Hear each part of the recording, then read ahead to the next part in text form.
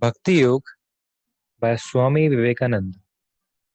Bhakti-Yoga is in public domain. Recording by Vineet. Bhakti-Yoga, the yoga of love and devotion. Definition of Bhakti.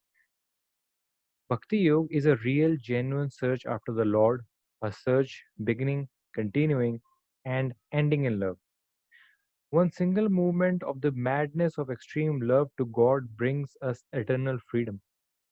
Bhakti, says Narad in his explanation of the Bhakti aphorisms, is intense love to God.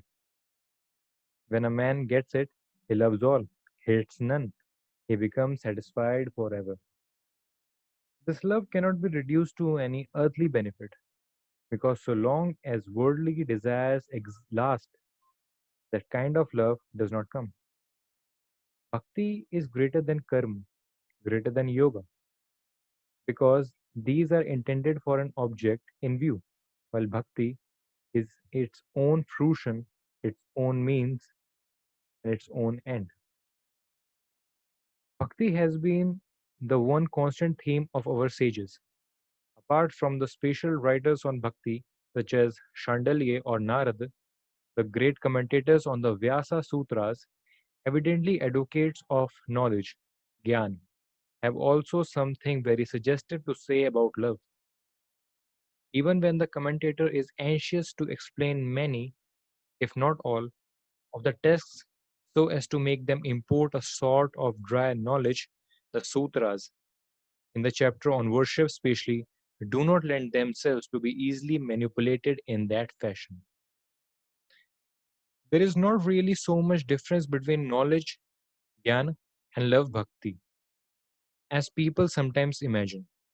We shall see as we go on that in the end they converge and meet at the same point.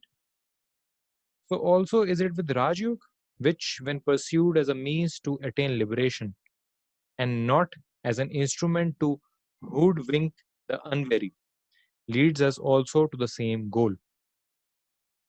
The one great advantage of bhakti is that it is the easiest and the most natural way to reach the great divine end in view.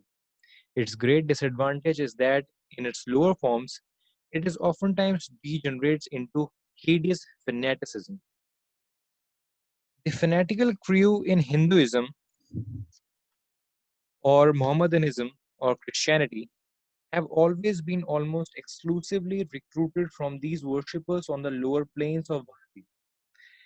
That singleness of attachment, nishtha, to a loved object, without which no genuine love can grow, is very often also the cause of the denunciation of everything else.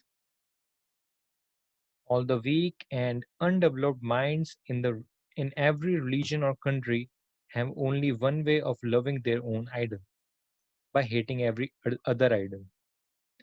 Herein is the explanation of why the same man who is so lovingly attached to his own idol of God, so devoted to his own idol of religion, becomes a howling fanatic as soon as he sees or hears anything of any other idol.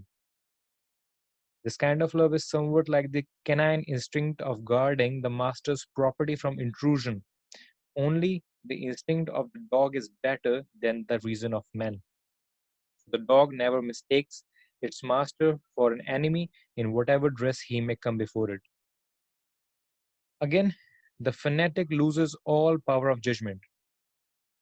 Personal considerations are in his case of such absorbing interest that to him it is no question at all what a man says, whether it is right or wrong.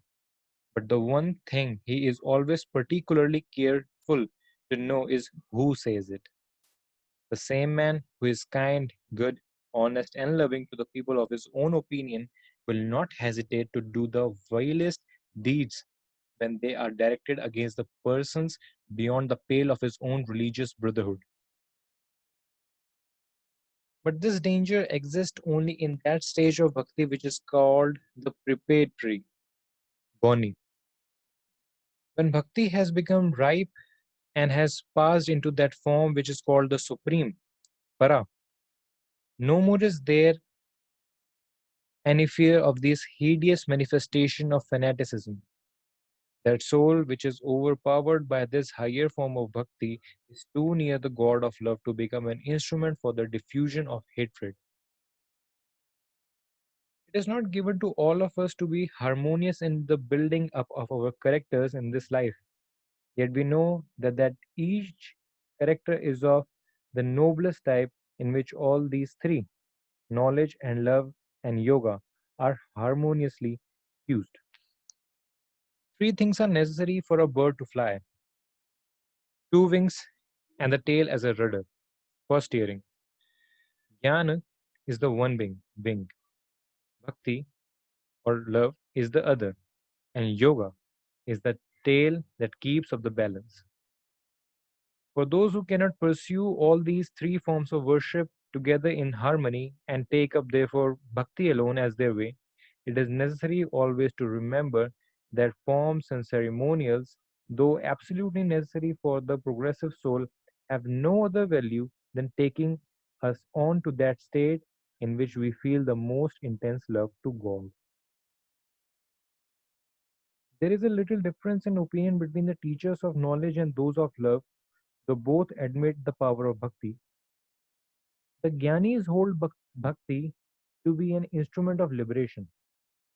The Bhaktas look upon it both as the instrument and the thing to be attained. To my mind, this is a distinction without much difference. In fact, bhakti, when used as an instrument, really means a lower form of worship, and the higher form of becomes inseparable from the lower form of realization at a later stage. Each seems to lay a great stress upon his own peculiar method of worship, forgetting that with perfect love true knowledge is bound to come even unsought, and that from perfect knowledge true love is inseparable. Bearing this in mind, lots of us try to understand what the great Vedantic commentators have to say on this subject. In explaining the sutra, Avritti Rasa Kridu Pedasha, Bhagavan Shankara says, thus people say, he is devoted to the king, he is devoted to the guru. They say this of him who follows his guru and does so, having that following as the one end in view. Similarly, they say the loving wife meditates on her loving husband, her also a kind of eager and continuous remembrance is meant. This is devotion according to Shankara. Meditation again is a constant remembrance of the thing meditated upon, flowing like an unbroken stream of oil poured onto from one vessel to another. When this kind of remembering has been attained in relation to God, all bondages break. Thus, it is spoken of in the scriptures regarding constant remembering as a means to liberation. This remembering again is of the same form as seeing, because it is of the same meaning as in the passages. When he who is far and near is seen, bonds of the heart are broken, all doubts vanish, and all effects of work disappear. He who is near can be seen, but he who is far can only be remembered. Nevertheless, the scripture says that we have to see him who is near as well as him who is far, thereby indicating to us that the above kind of remembering is as good as seeing. This remembrance, when exalted, assumes the same form as seeing. Worship is constant remembering, as may be seen from the essential texts of scriptures. Knowing, which is the same as repeated worship, has been described as constant remembering. Thus, the memory, which has attained to the height of what is as good as direct perception, is spoken of in the Shruti as a means of liberation.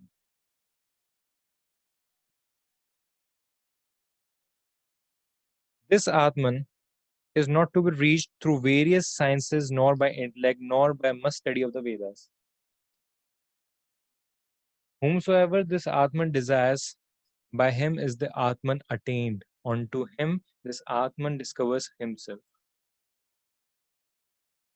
Hereafter, saying that mere hearing, thinking, or meditating are not the means of attaining this Atman, it is said, whom this Atman desires, by him the Atman is attained. The extremely beloved is desired By whomsoever this Atman is extremely beloved, he becomes the most beloved of the Atman. So that this beloved may attain the Atman, the Lord himself helps. For it has been said by the Lord, those who are constantly attached to me and worship me with love, I give that direction to their will by which they come to me. Therefore, it is said that to whomsoever this remembering, which is of the same form as that perception, is very dear, because it is dear to the object of such memory perception, he is desired by the Supreme Atman. By him, the Supreme Atman is attained. This constant remembrance is denoted by the word bhakti. So says Bhagavan Ramanujan.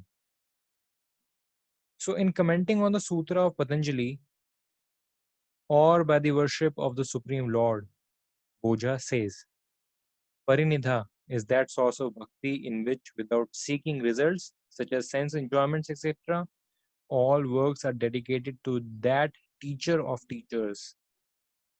Bhagavan Vyasa also, when commenting on the same, defines Parinidha as the form of bhakti by which the mercy of the Supreme Lord comes to the yogi and blesses him by granting him his desires.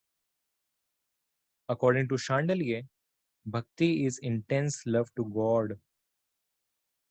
The best definition is, however, that given by the king of bhaktas, Prahlad, that deathless love which the ignorant have for the fleeting objects of the senses, as I keep meditating on thee, may not that love slip away from my heart. Love for whom? For the Supreme Lord Ishvara. Love for any other being, however great, cannot be bhakti.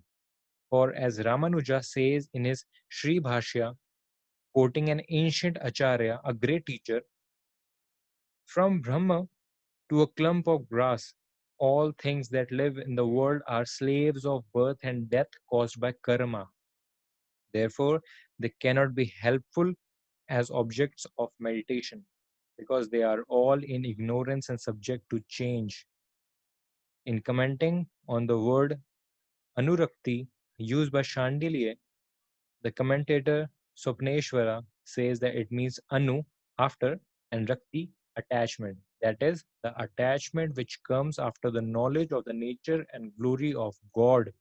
Else, a blind attachment to anyone, like to wife or children, would be bhakti. We plainly see, therefore, that bhakti is a series or succession of mental efforts at religious realizations, beginning with ordinary worship and ending in a supreme intensity of love for the Ishvara. So, thank you for listening me. Here ends the part 1 of Bhakti Yoga by Swami Vivekananda.